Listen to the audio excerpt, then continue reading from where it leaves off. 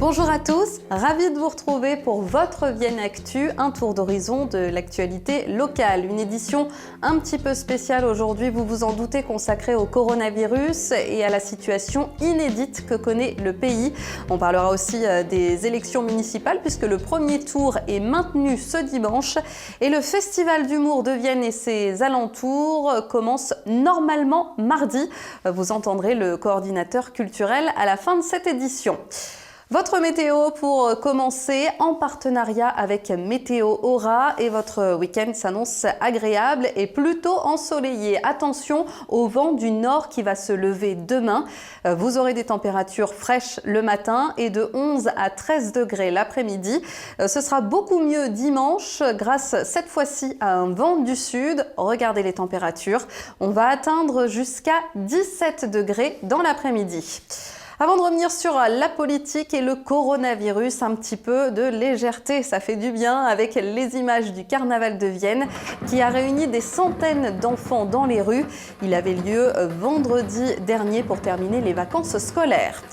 L'actualité marquée forcément par le coronavirus et cette décision prise par Emmanuel Macron, les écoles resteront fermées à partir de lundi et pour au moins 15 jours. Ça concerne les maternelles, primaires, collèges, lycées, mais aussi les crèches. Dans l'agglomération, il y a aussi des conséquences. Le débat politique organisé par des associations viennoises jeudi soir a été tout simplement annulé. Le premier tour des élections municipales dimanche est lui maintenu, mais avec des précautions particulières. À Vienne, la mairie demande aux électeurs qui le souhaitent de venir avec leur propre stylo noir ou bleu pour signer la feuille d'émargement.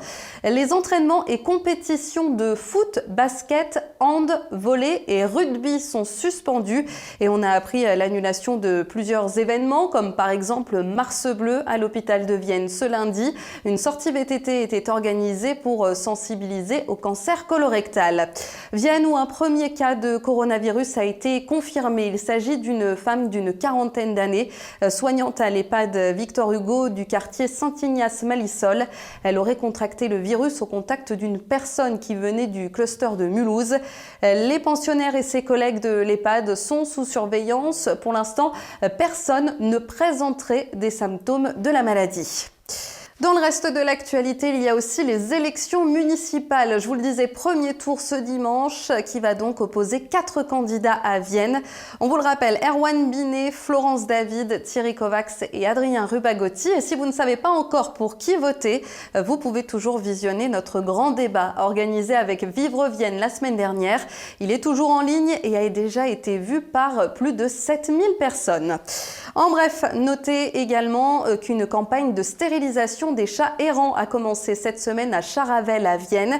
Elle devrait durer jusqu'au 27 mars. Essayez de garder vos chats à l'intérieur si vous en avez. Et puis c'est aussi en ce moment la semaine du handicap physique. L'APF de Vienne organise sa traditionnelle vente de brioches. Elle était sur le marché d'Ampuy ce mercredi et sera à Vienne demain matin et Roussillon dimanche. Je vous le disais en titre, le Festival d'humour de Vienne et ses alentours commence normalement mardi à Condrieu. Vous allez pouvoir en profiter jusqu'au 3 avril et ce, malgré un contexte particulier. Benjamin Lombardo est coordinateur culturel à la MJC. Oui, pas mal de choses, notamment l'environnement ambiant qui est assez morose et suite au ce fameux coronavirus. Nous, on pense que l'humour est le meilleur des antidotes, donc évidemment tous les spectacles sont maintenus. Il faut savoir qu'on a que des petites jauges, où la jauge maximale c'est le manège avec 800 places. Donc aucune raison d'annuler, bien au contraire, vaut mieux venir rigoler sur le festival, ça vous fera du bien à tout le monde. Comme le montre notre petit crocodile, cette année on a mis l'accent évidemment sur les élections municipales. Et pour ça on a quelques chansonniers, quelques humoristes qui vont s'en donner à cœur joie. Je pense à Jean-Patrick Douillon à Chasse-sur-Rhône le 27 mars ou à Aymeric Lompré à Lusinet. Voilà, donc je pense qu'avec l'actualité qu'on a en ce moment, nos humoristes préférés vont pas manquer de sujets pour nous faire rire. La nouveauté, c'est la clôture au manège le 3 avril avec 2 parties, Giovanni et Dedo, qui viendront donc présenter leur spectacle sur une soirée exceptionnelle, on l'appelait la belle soirée, puisqu'il y aura aussi un partenariat avec Fluide Glacial pour fêter les 45 ans du mensuel. Et donc une rencontre en première partie avec des auteurs de Fluide Glacial, un décor et un esprit très convivial et festif avec le restaurant, le Simone Café, qui proposera aussi une assiette guinguette. Donc voilà, pour une belle soirée de clôture le 3 avril au Manège. Et puis, un des coups de cœur de cette 39e édition, c'est Richard Ruben, le 31 mars à Septem.